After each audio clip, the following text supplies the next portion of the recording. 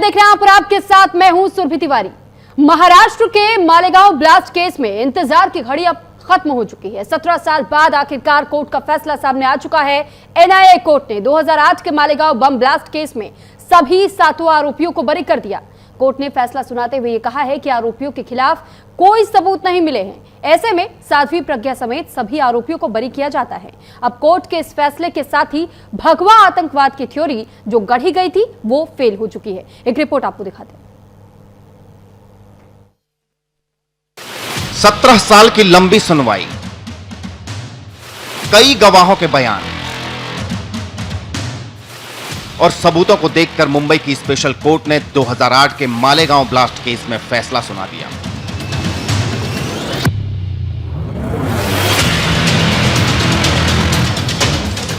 इस केस में कोर्ट ने सभी 7 आरोपी यानी पूर्व बीजेपी सांसद Sadhvi Pragya Singh Thakur, lieutenant colonel Prasad Purohit, retired major Ramesh Upadhyay, Sudhakar Chaturvedi, Ajay Rahirkar, Sudhakar धर्तवेदी और समीर कुलकर्णी को बरी कर दिया। मालेगांव ब्लास्ट से जुड़े गवाहों को सुनने और सभी सबूतों को देखने के बाद मुंबई की स्पेशल कोर्ट ने माना आरोपियों के खिलाफ कोई विश्वसनीय सबूत नहीं है। कोर्ट ने साफ कहा, प्रोसिक्यूशन कोई ऐसा ठोस सबूत नहीं दे पाया जिसे कानूनी रूप से सही माना जा सके। अभियोजन पक्ष ये साबित नहीं कर पाया कि ब्लास्ट वाली जगह पर मिली बाइक में आरडीएक्स लगाया गया था। आरोप था कि आरडीएक्स लाया गया और उसका इस्तेमाल किया गया, लेकिन न तो पुरोहित के घर में आरडीएक्स के भंडारण का कोई सबूत मिला और न ही ये साबित हुआ कि उन्होंने बम को असेंबल किया। जिन गवाहों पर भरोसा किया गया उनकी गवाही भी कमजोर निकली। सिर्फ कहानी या सोच बना लेना काफी नहीं होता, सजा के लिए पक्के सबूत चाहिए होते हैं। एनसीपी कांग्रेस की सरकार थी, उन्हें सिर्फ अपना पॉलिटिकल गेन करना था, उस हिसाब से इन्होंने आरोप लगाया था। बट आगे पुरावा सब 17 साल हो चुके हैं, कोर्ट में सभी पुरावे आ चुके हैं, 325 के करीब विटनेस हो चुके हैं और सब होने के बाद अब क्लियर हो चुका है कि इनके आगे में कोई विटनेस नहीं है, एविडेंस नहीं है, अदर देन ये पॉलिटिकल दूसरा कोई चीज नहीं है। मालेगांव ब्लास्ट केस में शुरुआत से ही सियासत होती रही। भगवा आतंकवाद की थ्योरी गढ़ी गई, लेकिन कोर्ट के फैसले के बाद भगवा आतंकवाद की थ्योरी फेल हो गई और यही वजह है कि अदालत के फैसले के बाद साध्वी प्रज्ञा सिंह ने कहा, मैंने शुरू से ही कहा था कि जिन्हें भी जांच के लिए बुलाया जाता है उसके पीछे कोई आधार होना चाहिए। मुझे जांच के लिए बुलाया गया और गिरफ्तार करके प्रताड़ित किया गया। इससे मेरा पूरा जीवन बर्बाद हो गया। मैं एक साधु का जीवन जी रही थी, लेकिन मुझ पर आरोप लगाए गए और कोई भी स्वेच्छा के साथ खड़ा नहीं हुआ। मैं जीवित हूं क्योंकि मैं एक सन्यासी हूं। उन्होंने एक षड्यंत्र के तहत भगवा को बदनाम किया। आज भगवा की जीत हुई है, हिंदुत्व की जीत हुई है और जो लोग दोषी हैं उन्हें ईश्वर दंड देगा। साध्वी प्रज्ञा का इशारा सीधे कांग्रेस के नेताओं की ओर था, जिन्होंने पूर्व बीजेपी सांसद पर गंभीर आरोप मढ़े थे। उन्हें कानून के कटघरे में खड़ा किया था, लेकिन कोर्ट को उनके खिलाफ सबूत नहीं मिला। ऐसे में साध्वी प्रज्ञा समेत सभी आरोपियों को बाइज्जत बरी कर दिया गया। वोट बैंक की राजनीति के लिए इन्होंने भगवा आतंकवाद ये शब्द नया नैरेटिव कॉइन करने की कोशिश 2008 में की थी, लेकिन हिंदू कभी आतंकवादी हो नहीं सकता। ये परसों हमारे गृह मंत्री अमित भाई शाह इन्होंने भी लोकसभा में कहा। तो आज जो सच है वो सच लोगों के सामने आया है। हिंदू आतंकवाद, देखो ये बीजेपी कुछ भी कहे, अंत में कोर्ट का फैसला है और ये अपीलेबल है, इसका अपील जरूर करेंगे। कांग्रेस नेता ऊपरी कोर्ट में अपील की बात कर रहे हैं, लेकिन अब समझिए मालेगांव ब्लास्ट केस क्या था जिस पर 17 साल तक सियासत होती रही। 29 सितंबर 2008 को मालेगांव के भीकू चौक पर एक दोपहिया वाहन में बम विस्फोट हुआ, जिसमें 6 लोगों की मौत हो गई और 101 लोग घायल हुए थे। पहले एफआईआर स्थानीय पुलिस ने दर्ज की, लेकिन बाद में यह केस एटीएस को सौंप दिया गया। एटीएस ने दावा किया कि अभिनव भारत नामक संगठन 2003 से एक संगठित अपराध गिरोह की तरह काम कर रहा था। एटीएस ने अपनी चार्जशीट में साध्वी प्रज्ञा सिंह ठाकुर, कर्नल पुरोहित, उपाध्याय समेत कुल 16 लोगों को आरोपी बनाया। लेकिन कोर्ट ने आज साध्वी प्रज्ञा सिंह ठाकुर समेत मालेगांव ब्लास्ट केस के आरोपियों को बरी कर दिया, जिससे साफ हो गया कि भगवा आतंकवाद की थ्योरी जो गढ़ी गई थी वो फेल हो गई है। Bureau report, news India. तो मालेगांव ब्लास्ट केस में फैसला आने के बाद से बीजेपी कांग्रेस पर निशाना साध रही है। हिंदुओं को बदनाम करने के आरोप भी मढ़े जा रहे हैं। तो ओवैसी ने इस फैसले के बाद से अब जांच एजेंसियों पर भी सवाल खड़े कर दिए हैं। सुनिए। ये कांग्रेस पार्टी की एक सोची हुई रणनीति थी। मैं आपसे कहना चाहता हूं, शुद्ध वोट बैंक पॉलिटिक्स के लिए हिंदू आतंकवाद को देश के ऊपर जबरन थोपने का जो कांग्रेस पार्टी का षड्यंत्र था, वो आज धराशायी हो गया। और ये बात हम बहुत जिम्मेवारी के साथ कहना चाहते हैं। मालेगांव ब्लास्ट मामले में जो कोर्ट का फैसला आया है, उस पूरे में स्पष्ट रूप से कहा गया है, जो बातें अभी तक आई हैं, कि किसी भी एक्यूज के खिलाफ कोई पर्याप्त सबूत नहीं है और प्रोसिक्यूशन अपना केस प्रूव नहीं कर सकी। इन्वेस्टिगेशन बहुत गलत हुआ। दूसरी बात यह है कि 17 साल के बाद कोर्ट ने तमाम आरोपियों को एक्विट कर दिया। हमारा पहला सवाल मोदी सरकार से और महाराष्ट्र की बीजेपी सरकार से है कि जिस तरह वो लोग अपनी बेचैनी का इजहार किए थे और ऐसा लग रहा था कि उनके जिस्म में कोई बहुत बड़ी चीज छुप चुकी है, वो सुप्रीम कोर्ट भागकर मुंबई के जो ट्रेन ब्लास्ट में उन्होंने सुप्रीम कोर्ट भागे थे, सुप्रीम कोर्ट को गए, वहां पर जाकर उन्होंने उस जजमेंट पर स्टे लिया। मेरा पहला सवाल यह है कि क्या टेररिज्म के ऊपर इनकी हिपोक्रेसी होगी अगर वो सुप्रीम कोर्ट नहीं जाएंगे?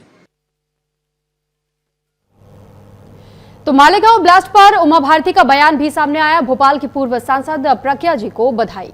17 साल बाद निर्दोष साबित हुई हैं प्रज्ञा ठाकुर। तो मालेगांव ब्लास्ट को लेकर के उमा भारती का बयान हम आपको बता रहे। देखिए, दरअसल इस मामले को लेकर के लंबे समय तक जो मामला कोर्ट में चल रहा था, अब इस मामले पर फैसला सुनाते हुए ये कहा गया है कि इन सभी दोषियों के खिलाफ कोई भी पुख्ता सबूत नहीं मिले हैं और इसी वजह से इन सभी को बरी किया जाता है। तो फिलहाल इस पूरे मामले को लेकर के अब जैसे ही इस बात की जानकारी सामने आई कि कोर्ट का फैसला इन सभी के पक्ष में आया है, इस पर अलग अलग राजनीतिक दलों की ओर से भी प्रतिक्रियाएं आई। उमा भारती ने भी साध्वी प्रज्ञा ठाकुर को बधाई दी है। तो फिलहाल ये जानकारी के लिए आपको बता दें कि उमा भारती के बयान के साथ साथ में अलग अलग और भी कई लोगों की ओर से प्रतिक्रियाएं दी गई हैं। जाए तो मैं अब ये चाहती हूँ कि ये तो बरी हो गए, उनको किस अदालत में अब सजा सुनाई जाएगी जिनने भगवा आतंकवाद की एक कल्पना की और इस्लामिक आतंकवाद का मुकाबला करने के लिए और इस्लामिक आतंकवाद का अपयश कम करने के लिए भगवा आतंकवाद के द्वारा पूरे हिंदू समाज को बदनाम करने की चेष्टा हुई। उसमें प्रज्ञा, कर्नल प्रसाद पुरोहित और अन्य जो नाम हैं उनको शिकार बनाया गया। अब ये लोग किस अदालत में सजा पाएंगे? इनको कम से कम जनता की अदालत में सजा मिले या इनमें से कोई आरोपी अब इन लोगों के खिलाफ कोर्ट में जाए, क्योंकि ये ऐसी भयानक साजिश थी जिसका शिकार पूरा हिंदू समाज था और सारे हिंदू संगठन इसके शिकार थे, सारे हिंदू संगठन। अगर प्रज्ञा और कर्नल पुरोहित ने शारीरिक प्रताड़ना झेल ना पाते और अगर वो नाम ले देते जो नाम उनको देने के लिए कहे गए थे, तो बीजेपी के और अन्य राष्ट्रवादी संगठनों के बहुत सारे अधिकारी और नेता जेल में होते।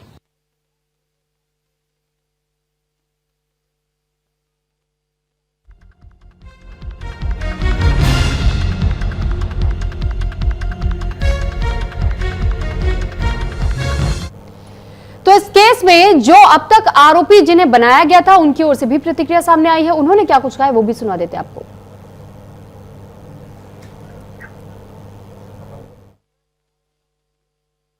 किया है इस केस में, जब तक पकड़ा नहीं जाएगा तब लड़ाई चालू रहेगी। देश के गृह मंत्री अमित शाह कल राज्यसभा में कहते हैं कि हिंदू कभी आतंकवादी नहीं हो। बिल्कुल, उनकी बात एकदम अक्षरशः सही है। हिंदू आतंकवादी होता ही नहीं, हिंदू क्रांतिकारी होता है। हिंदू जो है लड़ता है, हिंदू क्रांतिकारी होता, आतंकवादी नहीं होता। क्रांतिकारी में आतंकवादी में अंतर है। क्या शिवाजी महाराज आतंकवादी थे? भगत सिंह आतंकवादी थे? सुभाष आतंकवादी थे क्या? यही बात आज कोर्ट में दोहराई गई और ये दोहराते वक्त गृह मंत्री अमित शाह के वक्तव्य का पुनरुच्चार किया गया। बिल्कुल बिल्कुल, अमित शाह ने ठीक कहा है, कोई आतंकवाद भगवा आतंकवाद होता नहीं है। आतंकवाद को कोई धर्म नहीं होता। ऐसा है, बहुत सारे विषय हो गया है, अभी छुट्टी नहीं चलेगी आपको। एक सवाल आपसे बनता है, आपके हिसाब से तत्कालीन सरकार जिम्मेदार थी, सोनिया गांधी जो मुखिया थी, या फिर अधिकारियों ने जानबूझकर ये सब किया? कौन जिम्मेदार था? देखिए, एजेंसियां इसमें मतलब गुनाहगार हैं, ये एजेंसियां हैं, चाहे टीएस हो चाहे पुलिस हो। बम ब्लास्ट हुआ है तो उसके आरोपी कौन है? अरे हमको पता चलेगा, बता देंगे आपको। ठीक है, ओके।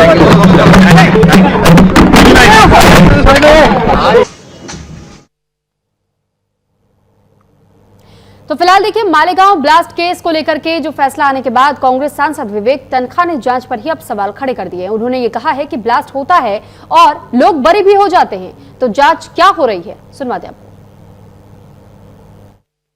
इस डिलीवरी सिस्टम पे एक बहुत बड़ा प्रश्न चिन्ह भी है।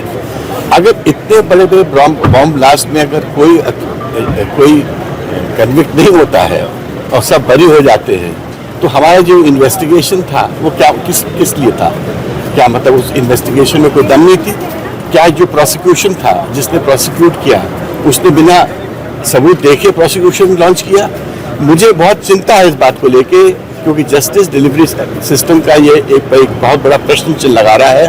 और क्यों लगा रहा है मुझे इसलिए नहीं मालूम, क्योंकि ना तो मैंने जजमेंट पढ़ा है, ना मैंने साक्ष्य देखे हैं। और 17 साल तक अगर कोई ट्रायल चलता है तो सबसे बड़ा फेलियर तो वही है कि 17 साल तक इतने इंपॉर्टेंट केस में ट्रायल चला। क्या अक्यूज नहीं चलने दे रहे थे? क्या प्रोसिक्यूशन ने बहुत टाइम लगा दिया? क्या कोर्ट ने विलंब किया? I don't know. ये सब बातें अब हायर कोर्ट के सामने उठाई जाएंगी।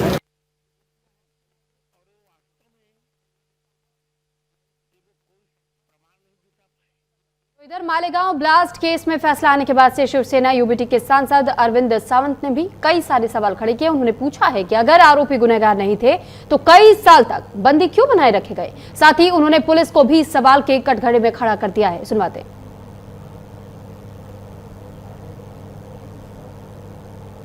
बात करने के लिए हैं शिवसेना के वरिष्ठ नेता और लोकसभा सांसद अरविंद सावंत जी है। सर, मालेगांव बम ब्लास्ट में 7 आरोपी, प्रज्ञा ठाकुर उनमें से एक है, उनको बरी कर दिया गया है। अब जो है शिवसेना जो यूबीटी है उसका क्या स्टैंड है इसको लेकर, और आपका क्या मत है इसमें? देखो भाई, सर्वोच्च न्यायालय के निर्णय के ऊपर भाष्य करना सही नहीं लगता, क्योंकि वो हर चीज़ को देखकर निर्णय देते हैं। मेरी वेदना है या संवेदना समझ लो कि अगर हमारे पास सबूत नहीं थे तो हमने इनके ऊपर आरोप लगाकर इतने साल छल क्यों किया? परिणाम व्यक्ति सापेक्ष नहीं होता, परिवार सापेक्ष होता है। एक व्यक्ति बदनाम नहीं होती, पूरा परिवार बदनाम होता है, ध्वस्त हो जाता है। और इतने साल लगने के बाद में भी सर्वोच्च न्यायालय कहती कि आप हमें सबूत नहीं दे पाए। तो घटना तो हुई है, तो जिनके बारे में सबूत नहीं उनको बरी करना सही बात है, लेकिन जो गुनाहगार कौन है फिर? यही तो बात साहब वहाँ भी हुई ना, मुंबई के रेल सीरियल जो हुई, रेल के बॉम्बस्फोट, वो कौन था? उसके आरोपी कौन है? ये भी तो देश पर हमला था ना, कोई एक पे हमला नहीं है। 187 लोगों की मृत्यु हुई, उनको 19 साल जेल में रखा आपने। 19 साल के बाद में बरी करते हो तो क्या हो गया? अगर वो गुनहगार नहीं थे तो 19 साल रखा क्यों? अगर रखा था तो सबूत क्यों नहीं दे पाए? सर, दूसरी भारतीय जनता पार्टी ये कह रही है कि भगवा नैरेटिव जो विपक्ष ने तैयार किया था भगवा आतंकवाद को लेकर, अब वो नैरेटिव डाउन हो गया। सर, लोगों को राजनीति खेलना है, खेलते बैठो। आतंकवाद को कोई रंग नहीं होता, और भगवे की बात नहीं करना। भगवा राष्ट्रवाद होता है, इतना ध्यान में रखना। आतंकवाद का कोई रंग नहीं होता, बलात्कार करने वाले का कोई जात धर्म पंथ नहीं होता, खून करने वाला को कोई जात धर्म पंथ मत लगाओ, खून खून है। ये जो धंधा चला है ना दो, खास करके तो सत्ता पक्ष को भी देखना है, ये धंधा मत चलाओ। देश को विभजनकारी विचारों को ज्यादा मत बढ़ावा दे दो। तो मत न्यूज इंडिया बात करने के लिए कैमरामैन मनीष के साथ पंकज वानखेड़े, न्यूज इंडिया, नई दिल्ली। इस वक्त हमारे साथ बात करने लोकसभा सांसद साक्षी महाराज हमारे साथ मौजूद है। महाराज जी, जिस तरह से मालेगांव ब्लास्ट जो धमाका था उसको लेकर फैसला आ गया है, जो आरोपी थी पूर्व सांसद प्रज्ञा ठाकुर, उनको भी बरी कर दिया गया, आपका इस पर रिएक्शन क्या होगा? देर से आया, दुरुस्त आया, आना ही था। बहुत दुर्भाग्य की बात है कि पूरे सनातन जगत को बदनाम करने के लिए, हिंदू दर्शन को बदनाम करने के लिए यूपीए ने एक शब्द गढ़ा, भगवा आतंकवाद। भगवा वो संत समाज है, वो दर्शन है। सर्वे भवन्तु सुखिनः, सर्वे सन्तु निरामया, सर्वे भद्राणि पश्यन्तु, मां कश्चित् दुख भाग भवेत्। हम किसी को कांटा भी चुभाना नहीं जानते हैं। हम वो लोग हैं, अयम निजः परो वेति गणना लघु चेतसाम उदार चरिता नाम तो वसुधैव कुटुम्बकम। और जब G20 हुआ था, मोदी जी ने वसुधैव कुटुम्बकम स्लोगन दिया था, सारा विश्व चकित था। इस परंपरा के संवाहक साधु सन्यासियों को झूठा आरोप लगा करके जेल में बंद किया गया था। माननीय न्यायालय का हम धन्यवाद करते हैं, देर से सही लेकिन सही निर्णय आया। कांग्रेस बेनकाब हो गई, कांग्रेस मुंह दिखाने के लायक नहीं रही। लेकिन संतों के जो 70 साल है, स्वर्ण काल उनके जीवन के, उन्हें वापस कौन लाएगा? प्रश्न यह है। एक सवाल, एक शब्द को लेकर लगातार नैरेटिव बनाया गया था, भगवा आतंकवाद को लेकर। नहीं, इस पर मैं पहले से ही बोलता रहा हूं, भगवा कभी आतंकवाद हो नहीं सकता। भगवा शांति का पुजारी है, भगवा सर्वभूत सुखिना है, भगवा समाज के लिए समर्पित है। साधु का जो जीवन है वो समाज के लिए, राष्ट्र के लिए समर्पित होता है, वो एक के लिए नहीं जीते हैं। जब कोई सन्यासी हो जाता है तो यज्ञोपवीत काट दिया जाता है, चोटी काट दी जाती है, वो सबका होता है, किसी एक जात का, एक धर्म का वो रह ही नहीं जाता है। ऐसे लोगों पर जो झूठा आरोप लगाया गया था, मैं इसकी घोर निंदा करता हूं और न्यायालय का धन्यवाद करता हूं। धन्यवाद न्यूज इंडिया से बात करने के लिए। कैमरामैन मनीष के साथ पंकज वानखड़े, न्यूज इंडिया, नई दिल्ली।